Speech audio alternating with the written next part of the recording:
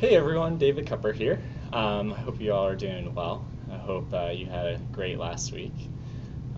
Today, actually, we're going to be going through a new passage of the scripture, and I'm titling this message, When Trials Come. Last week, we looked at In Everything Give Thanks. And so this is kind of going along those similar lines because we learned last week how we're supposed to give thanks in everything. The good times, the bad times. Now, this week, we're actually going to look at why we have trials and also when we need wisdom. So that's why I love this passage of scripture we're going to look at because it nails both of those things at once. So the scripture passage for today is James chapter 1, verses 2 through 6.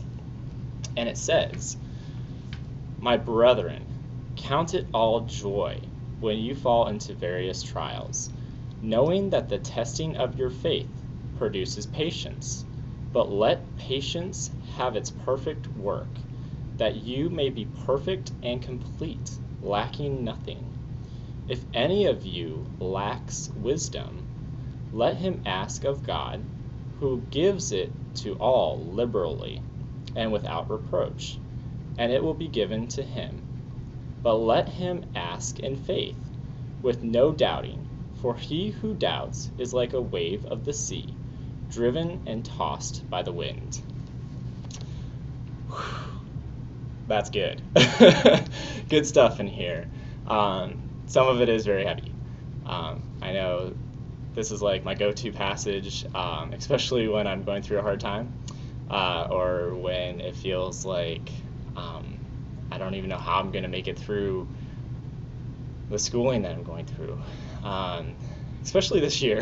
That's what I've learned. It's been a heavy year so far. It's only, February right now? And it feels like it's been a long time. But I can say this, that this time in my life that I'm going through, that even though it seems very, very heavy, I have to point everything to Christ. Because I realize now that He is the one that everything comes from, including wisdom, including trials, including whatever circumstances we're going through. God put that in our life for a reason. So I figured I would just share a little bit about, some trials or whatever that I've seen lately in my life. Is since I came back to Gospel for Asia to be in the school of discipleship, this year has been a lot heavier on the workload for this academic side. And I was like, oh my goodness, Lord, like, I don't know how this is going to work. I like to get things done quickly and just be done with it. And something that I've been learning, which this passage talks about in verse 3, it says, the testing of your faith produces patience. Well, that's something that I've been learning because I am not a patient person by nature at all. I like things to happen and snap. I like it to be done. But something I've had to learn is that the things that I've been learning this year, it's not something that's instant. It's not something that is an overnight thing. It takes time. And with that, it has to have patience. So it's been good, but it's been hard at the same time. But it's encouraging when I read this because it's like, wow. Another thing that I love about this passage is where it talks about wisdom. It says, if any of us lacks wisdom, ask our gracious Father who gives it to you. So that's something else I had to really learn, is that not to put God in a box, not to be like, oh, he's like my phone, like I can just whip him out right when I need him. No. Ultimately, to have wisdom, you have to be spending time with the Father. You have to be seeking Him daily. It's not an overnight thing. Wisdom takes time. But God will give you that wisdom, and it will be from Him and Him alone. Ask God. Ask God for that wisdom that you need. He will grant it to you. He loves you so much. Something that I was really thinking about the other day, I was actually talking to some of my classmates here about this, is can you believe that God sent his son to die on the cross for us? I don't know. I had a picture of this the other day of how it would look like if it was anyone but God that tried to do this. And how it looked was like, it was crazy.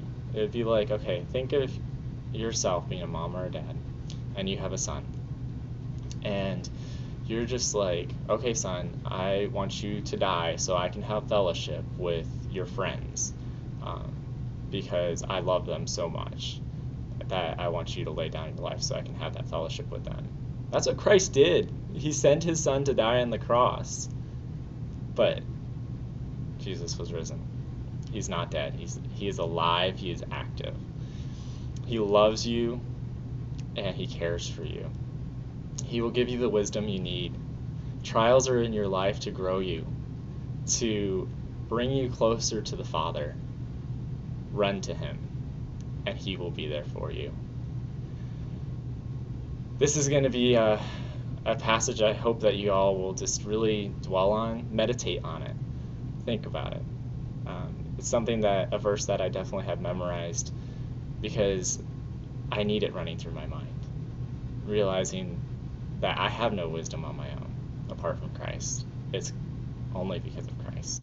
And I hope you guys have such a blessed week. May the Lord bless you and keep you. May his face shine upon you and give you his peace. That is my prayer for you all. Keep seeking the Lord. Draw closer to him. He loves you. Learn about his character. He cares for you so much. Look for him. You will find him. You will.